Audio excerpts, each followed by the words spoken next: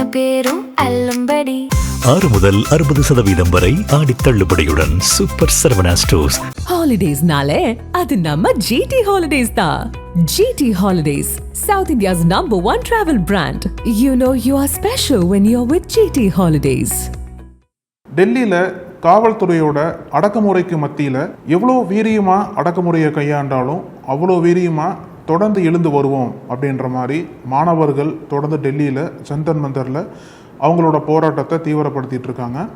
இன்றைக்கி தொடர்ந்து பார்லமெண்ட் ஒரு பக்கம் நடந்துக்கிட்டு இருந்தாலும் பார்லமெண்ட்டுக்கு வெளியில் டெல்லியில் இருக்கக்கூடிய பல பகுதிகளில், டெல்லியை தாண்டி இந்தியாவில் இருக்கக்கூடிய பல மாநிலங்களில் இந்த காக்ரோச் ஜனதா பார்ட்டியோட போராட்டம் தொடர்ந்து வீரியமாக போயிட்டே இருக்கிறது என்பது மத்திய பாஜக அரசுக்கு ஒரு மிகப்பெரிய சிக்கலாக முடிஞ்சிருக்குன்னு தான் சொல்லணும். இந்த போராட்டத்தை குறித்து பிரதமர் மோடி என்ன பேசியிருக்கார், அவருக்கு ராகுல் காந்தி எதிர்வினை ஆட்சி இருக்கக்கூடிய கருத்துக்கள் என்ன அப்படின்றது குறித்தும், தமிழ்நாட்டில் மீண்டும் ஒரு லாக்அப் மரணமா அப்படின்ற ஒரு கேள்வி எழுந்திருக்கு. எங்கே நடந்தது, என்ன நடந்தது அப்படின்றது குறித்தும் இந்த வீடியோவில் நம்ம பார்க்கலாம். Welcome to sensation.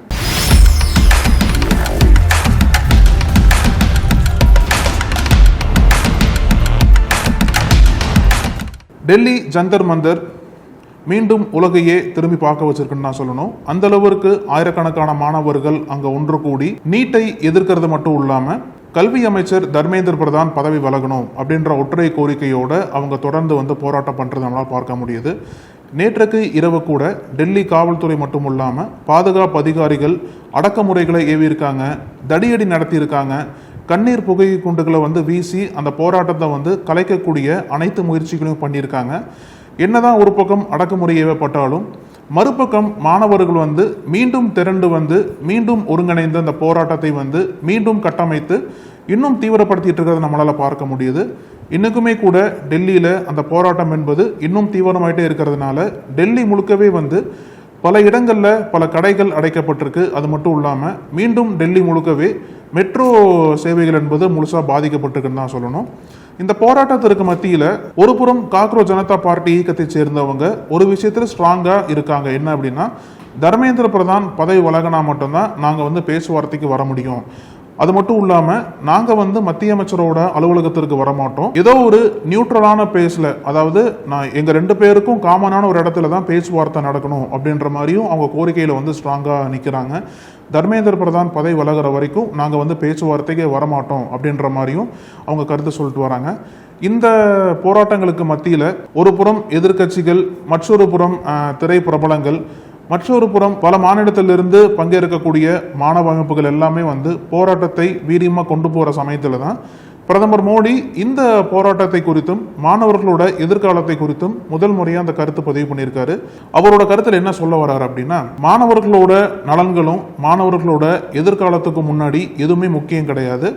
இந்த நீட் விவகாரம் குறித்து, இந்த நீட் பேப்பர் லீக் குறித்து விரைவு நீதிமன்றம் அமைக்கிற மாதிரி நாங்கள் முடிவு பண்ணியிருக்கோம். விரைவு நீதிமன்றம் மூலியமாக இந்த விவகாரத்தை குறித்து விசாரணை நடத்தி உரிய நீதி வழங்கப்படும், உரிய தண்டனை வழங்கப்படும் சொல்லிட்டு ஒரு கருத்து பதிவு பண்ணியிருக்காரு. அது மட்டும் இல்லாமல் யாரெல்லாம் இளைஞர்களோட எதிர்காலத்தை சீர்குலைக்கிறாங்களோ அவங்கெல்லாம் தப்பிக்கவே முடியாது அப்படின்ற மாதிரி ஒரு கருத்தை இன்னைக்கு பதிவு பண்ணியிருந்தாரு. பிரதமர் மோடியோட கருத்துக்கு எதிர்வினையாற்றும் வகையில் எதிர்க்கட்சி தலைவர் ராகுல் காந்தி என்ன சொன்னார் அப்படின்னா, நீங்க தான் பிரதமரே இளைஞர்களோட எதிர்காலத்தை கேள்விக்குறியாக்குறீங்க, நீங்க தான் அவங்களுடைய எதிர்காலத்தை பாதிப்புக்குள்ளாயிருக்கீங்க.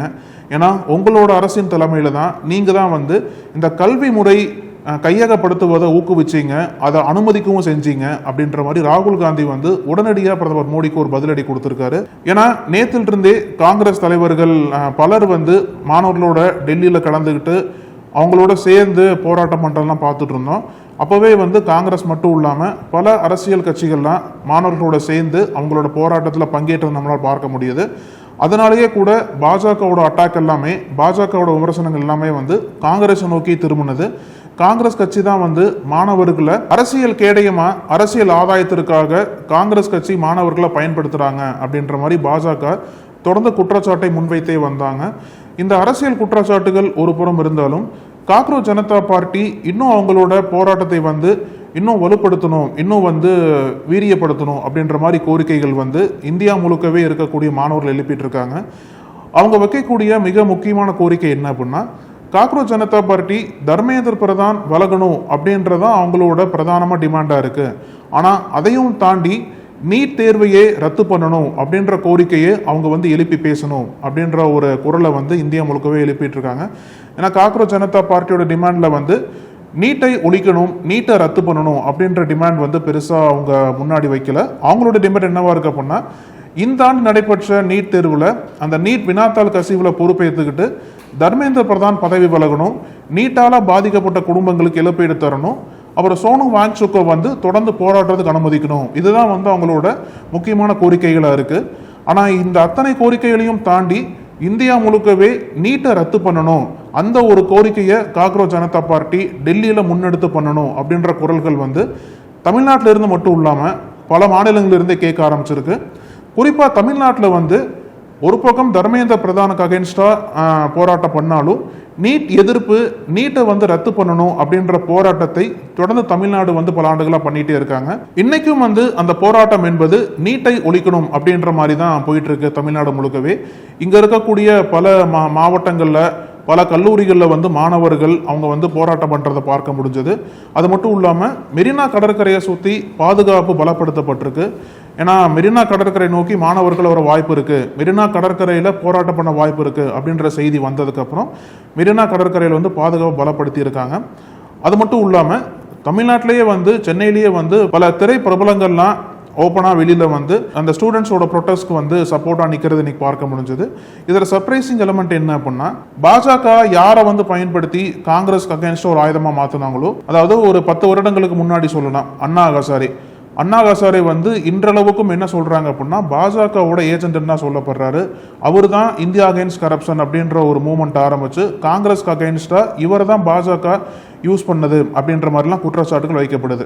ஆனால் இன்னைக்கு அண்ணா ஹசாரே வந்து இவ்வளவு நாட்களா இவ்வளவு மாதங்களா அமைதியாக இருந்த அண்ணா ஹசாரே இன்னைக்கு வந்து இந்த மாணவர்களோட போராட்டத்திற்கு ஆதரவு அளிக்கும் விதமாக மகாராஷ்டிராவில் வந்து மௌன போராட்டத்தை தொடங்கி இருக்கிறதா அவர் சொல்லியிருக்காரு. அது குறித்தான புகைப்படங்களும் வெளியில் வந்திருக்கு.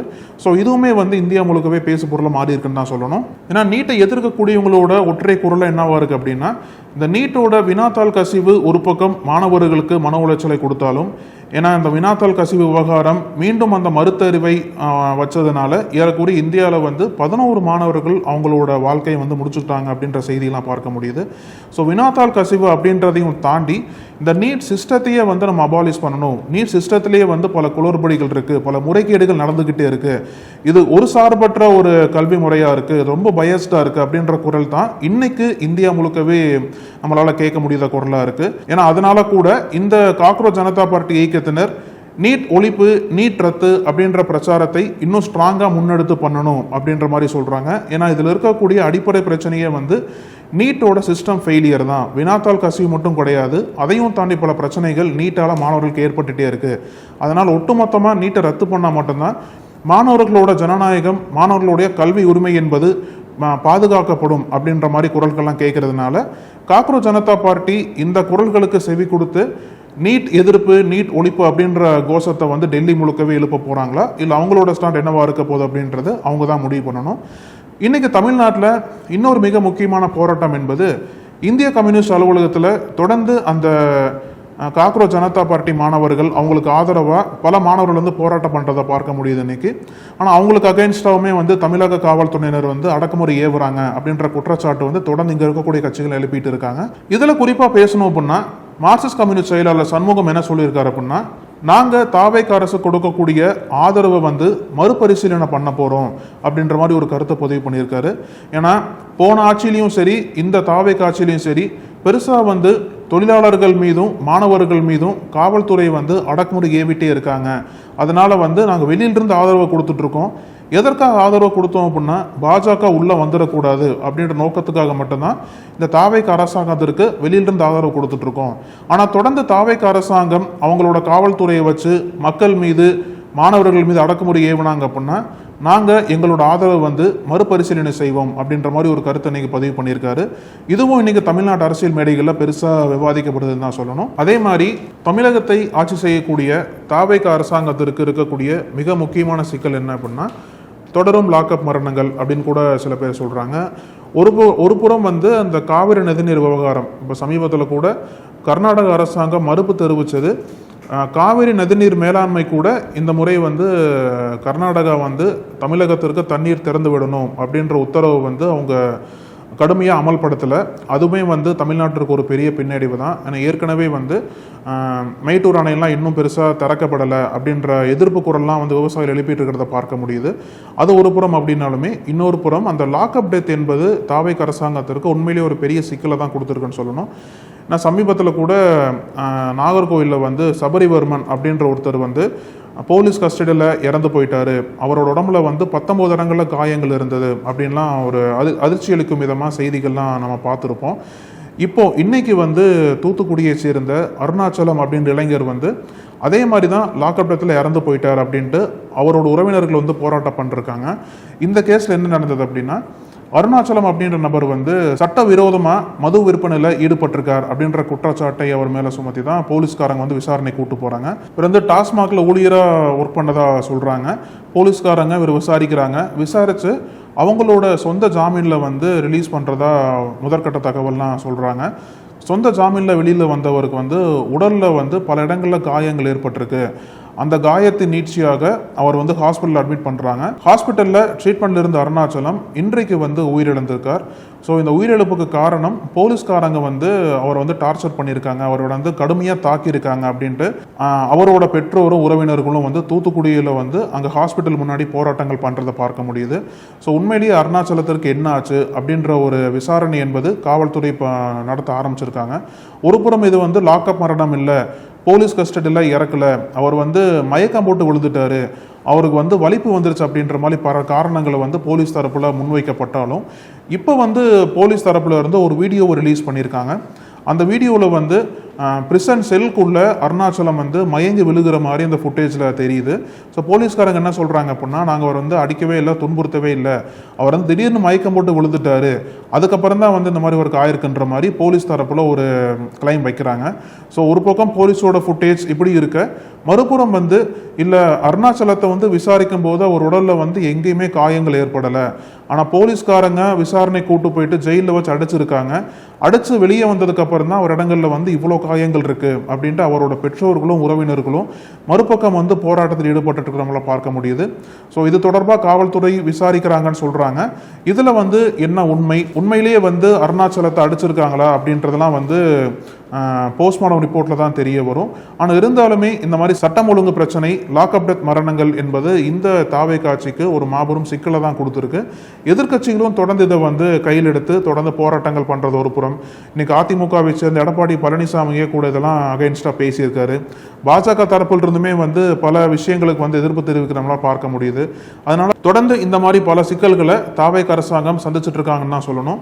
இதுல இருந்து தாவேக் அரசாங்கம் என்ன பதில் சொல்ல போறாங்க, மக்களுக்கு அவங்க கொடுத்த வாக்குறுதியை எப்போ நிறைவேற்ற போறாங்க, ஏன்னா வரக்கூடிய ஆகஸ்ட் முதல் வாரம் பட்ஜெட் தாக்கல் பண்ண போறதா சொல்லியிருக்காங்க. பட்ஜெட்ல ஏதாவது புது அறிவிப்பு வருமா அப்படின்ற மாதிரிலாம் பல எதிர்பார்ப்புகள் இருக்கு. ஒரு புறம் மாணவர்களோட போராட்டம் இந்தியா முழுக்கவே வந்து வலுப்பட்டு இருக்கு, இந்தியாவே கதிகலம் வத்திருக்குன்னு தான் சொல்லணும். மறுபுறம் வந்து தமிழ்நாட்டில் இருக்கக்கூடிய ஏறக்குறைய அனைத்து கட்சிகளுமே வந்து கிரவுண்ட்ல போராடிட்டு இருக்காங்க. ஆனால் தாவேகா சார்பா அவங்க ட்விட்டர்ல வந்து எதிர்ப்பு தெரிவிக்கிறாங்க, விமர்சனம் பண்றாங்க. ஆனால் கிரவுண்ட்ல வந்து பெருசா இந்த நீட்டுக்கு எதிராக போராட்டம் பண்ண மாதிரி இன்னும் தெரியல. ஸோ கிரவுண்ட்ல வந்து தாவேகா சார்பா போராட்டத்தில் வந்து ஜாயின் பண்ணுவாங்களா, இல்லை வந்து விஜயோட நிலைப்பாடு என்னவா இருக்க போகுது, இல்லை இந்த மாதிரி தொடரும் லாக்அப் மரணங்களுக்கு தாவேகா அரசாங்கம் பொறுப்பேற்று என்ன மாதிரி நடவடிக்கை எடுக்க போறாங்க அப்படின்றது எல்லாமே வந்து வரக்கூடிய நாட்களில் தான் தெரியும். இன்னைக்கு நம்ம நிறைய முக்கியமான விஷயங்கள் பற்றி பார்த்தோம். நம்ம தொடர்ந்து பேசலாம். நன்றி. நக்கீரன் டிவிக்கு சப்ஸ்கிரைப் செய்யுங்கள். உங்கள் ஆதரவே எங்கள் பலம். ஆசிரியர்களுக்கு நண்பனாகவும் மாணவர்களுக்கு ஆசானாகவும் திகழும் தேர்வு வழிகாட்டி.